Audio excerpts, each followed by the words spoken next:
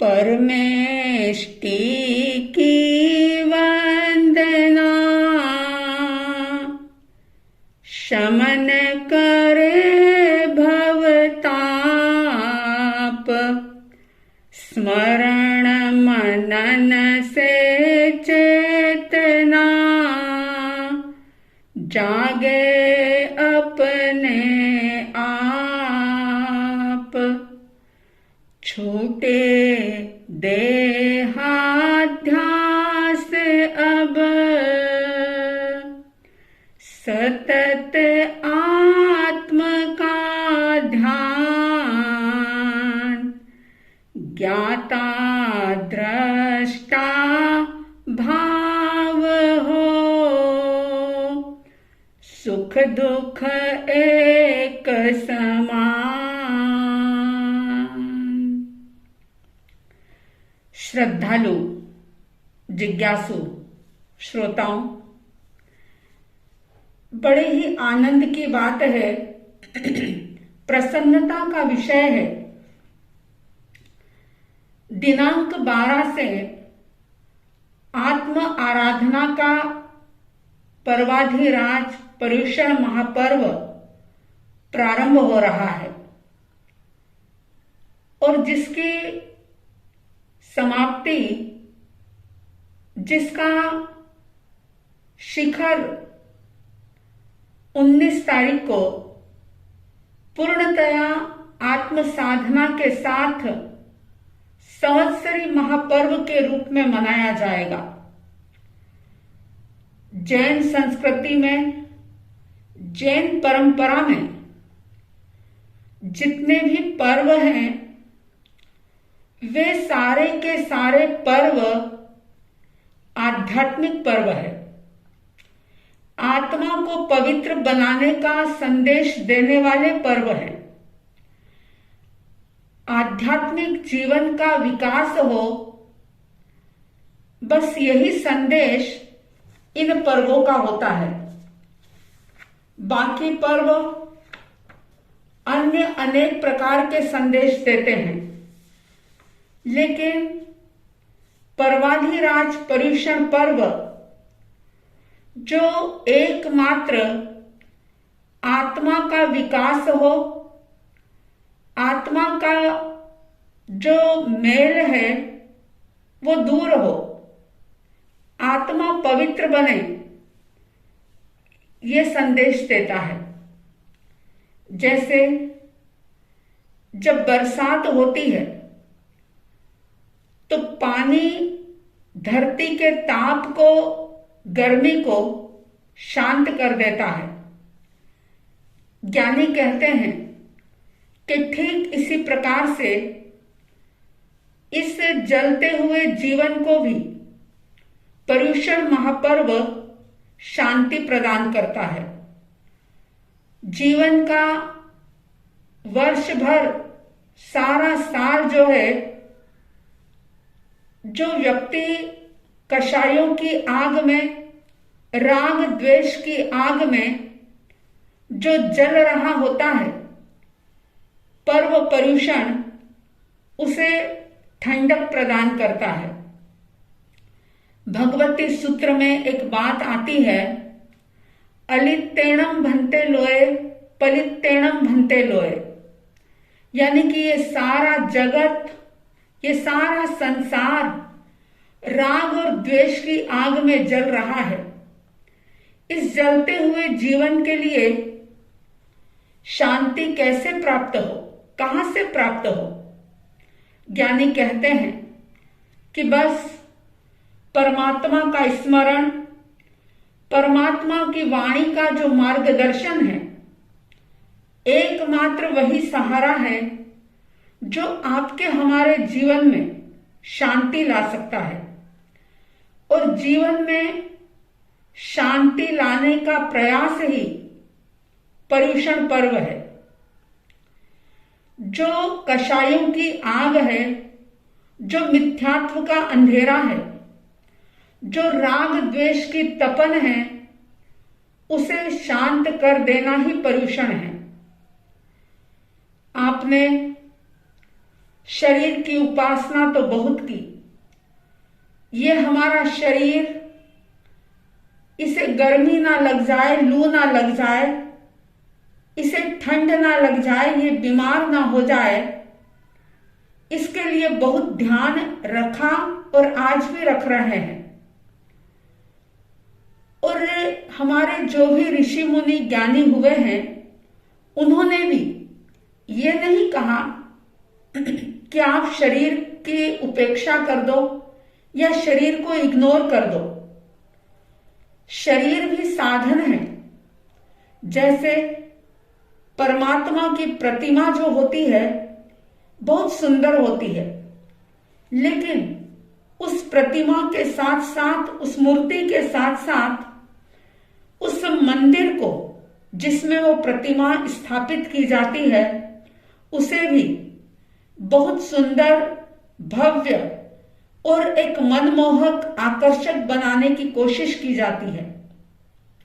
इसी तरह से जिस शरीर रूपी मंदिर में ये आत्मा रूपी भगवान विराजमान है, इसका भी स्वस्थ रहना जरूरी है, इसका ख्याल रखना जरूरी है, क्योंकि शरीर के बिना धर्म की साधना हो नहीं सकती। लेकिन शरीर की उपासना के साथ अगर आत्मा की उपासना भुला दें तो ये कैसी बात होगी। ये तो बिल्कुल ऐसा हो जाएगा कि घर को संभाल लिया लेकिन घर के मालिक को भुला दिया। घर और घर के मालिक में अंतर है। हाँ, ये बात जरूरी है कि दोनों की सुरक्षा आवश्यक है, लेकिन कभी ऐसा अवसर आ जाए, कभी ऐसा मौका आ जाए तो घर को छोड़ा जा सकता है, घर को इग्नोर किया जा सकता है, लेकिन घर के मालिक को नहीं। पर्वाधिराज पर्युषण पर्व हमें आत्म साधना की प्रेरणा देते हैं कि हे भव्य आत्मन, तुमने शरीर की उपासना बहुत कर ली। ये पर्युषण पर्व जो है, जिसे पर्युषणा भी कहा जाता है, इसका अर्थ यही है कि हम अपनी दृष्टि को बदलें।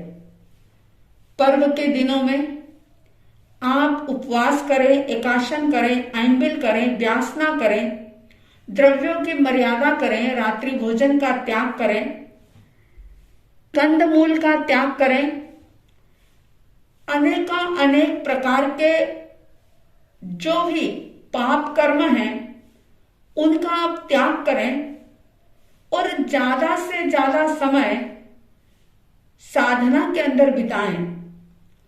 लेकिन ध्यान रहे, साधना तो आप करेंगे, क्रिया के रूप में साधना आप करेंगे, लेकिन उस साधना के लक्ष्य को निर्धारित करें। सामायिक स्वाध्याय प्रवचन श्रवण करने का लक्ष्य क्या है आपका? लक्ष्य बनाएं कि हम अपनी दृष्टि को बदलें, क्योंकि आप, हम या कोई भी तीर्थंकर, कोई भी ऋषि मुनि, कोई भी ज्ञानी जन संसार को नहीं बदल सकते। विडंबना यह है कि आज हर व्यक्ति दूसरे व्यक्ति को बदलने की कोशिश करता है। हर कोई यही प्रयास में लगा हुआ है कि मेरे बच्चे बदल जाए, मेरी पत्नी बदल जाए, मेरी मां का नेचर बदल जाए, सामने वाला बदल जाए। ज्ञानी कहते हैं कि हम किसी को नहीं बदल सकते। हां, अगर हम बदल सकते हैं तो सिर्फ अपने आप की दृष्टि को बदल सकते हैं। और आपका, हमारा सबका जन्म ही तब सार्थक होगा, साधना तभी सफलीभूत होगी जब हम स्वयं को बदलेंगे, अपनी दृष्टि को बदलेंगे। यही पर्युषण का संदेश है। आप जानते हैं कि सम्यक दर्शन ये धर्म के महल में प्रवेश करने का द्वार है। सम्यक दृष्टि के बिना कभी भी आत्म उद्धार हो नहीं सकता। चाहे कितनी भी क्रियाएं कर लें, तपस्याएं कर लें, संयम ग्रहण कर लें, कोई भी एक दोष ना लगे ऐसी क्रियाओं का आप पालन कर लें, लेकिन जब तक दृष्टि सम्यक नहीं होती तब तक सारी क्रियाएं पुण्य का फल तो प्रदान कर सकती है, पुण्य का बंध करवा सकती है, लेकिन मोक्ष की प्राप्ति नहीं हो सकती। अपनी दृष्टि के विकार को कम करना, यह एक लक्ष्य बनाए आज से ही कि पर्व पर्युषण में हम अपनी दृष्टि के विकार को कम करेंगे। दृष्टि का विकार क्या है, कभी सोचा आपने? ज्ञानी कहते हैं राग और द्वेष, अच्छा और बुरा, ये जो है हमारे भीतर के भाव, ये विकार हैं। और इन विकारों पर नियंत्रण करके इन्हें अगर हम कम कर सकते हैं, अगर इनसे अपना बचाव कर सकते हैं, तो सच मानिए अपने जीवन को, और न केवल जीवन को बल्कि संसार को देखने का दृष्टिकोण ही बदल जाएगा। जैसे ही हमारे भीतर के राग द्वेष कम होंगे, क्योंकि आप जानते हैं, कई बार आपने सुना है कि रागो ये 200 वियकम बियम, यानी राग और द्वेष ये कर्म के बीज हैं। और कोई भी कर्मों के फल को भोगना नहीं चाहता। हर व्यक्ति मुक्त होना चाहता है, लेकिन अगर बीज को ही नष्ट नहीं किया, मात्र पेड़ के पत्ते तोड़ते रहे, तो क्या वो पेड़ कभी नष्ट हो सकता है? अगर पेड़ को ही खत्म करना है तो उसकी जड़ को खत्म करना होगा। और राग द्वेष ये दृष्टि के विकार जो कि हमारे कर्म के वृक्ष को निरंतर सिंचित करते हैं। जहां राग द्वेष होता है वह मिथ्यात्व निश्चित रूप से होता है, गलत धारणा, गलत मान्यता निश्चित रूप से होती है। जहां मिथ्यात्व होता है वहां कषाय निश्चित होता है। बहुत सौभाग्य है आपका, हमारा, कि हम इस साल भी पर्व पर्युषण मनाने के लिए तैयार हैं, कटिबद्ध हैं। बहुत सारे लोग ऐसे होंगे जिन्होंने पिछले साल कई प्रकार के सपने संजोए होंगे कि इस साल अगर हम कुछ नहीं कर पा रहे हैं तो कोई बात नहीं, आने वाले वर्ष में हम जरूर पर्व पर्युषण की आराधना करेंगे। लेकिन उम्र पूरी हो गई, आयुष्य पूरा हो गया, इस संसार को छोड़ करके वे चले गए। बहुत प्रबल पुण्य है आपका, हमारा, कि वीतराग धर्म हमें मिला, जिन शासन मिला है।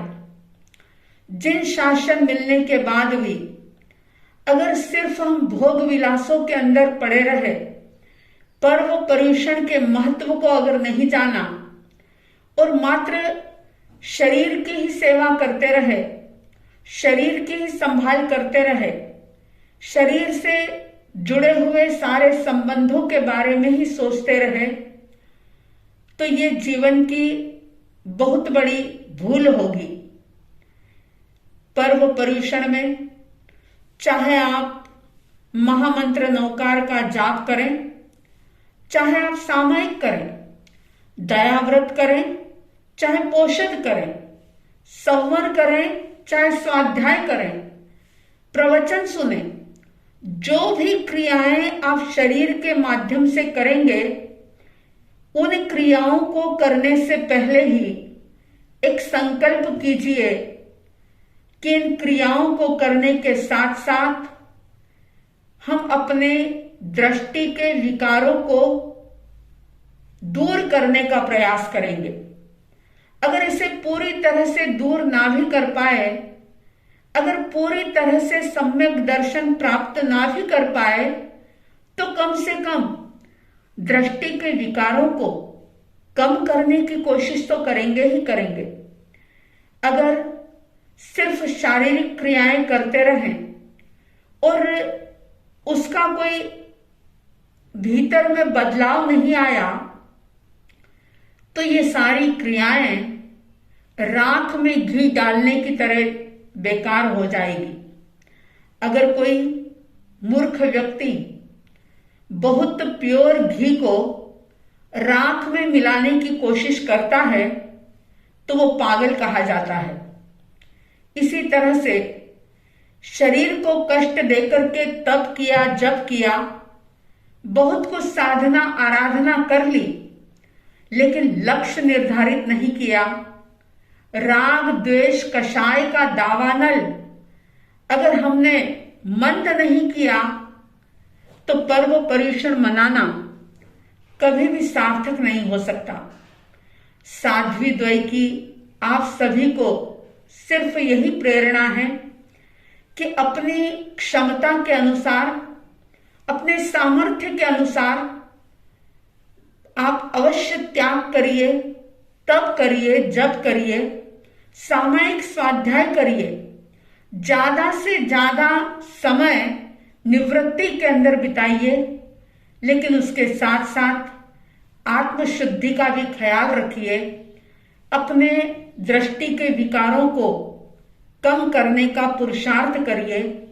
अगर ऐसा आप कर पाए तो सचमुच ये पर्व पर्युषण हमें नर से नारायण बना देगा, आत्मा से महात्मा और महात्मा से परमात्मा बना देगा। इसलिए आप सबके भीतर के विकार दूर हो, कषाय मंद हो, मिथ्यात्व कम हो, खत्म हो, मोह का आवरण मंद हो, ऐसी आप कोशिश कर सकें, ऐसी साधना कर सकें। साध्वी द्वय की तरफ से हार्दिक हार्दिक शुभ मंगल भावनाओं के साथ जय प्रभु महावीर, जय गुरु आनंद।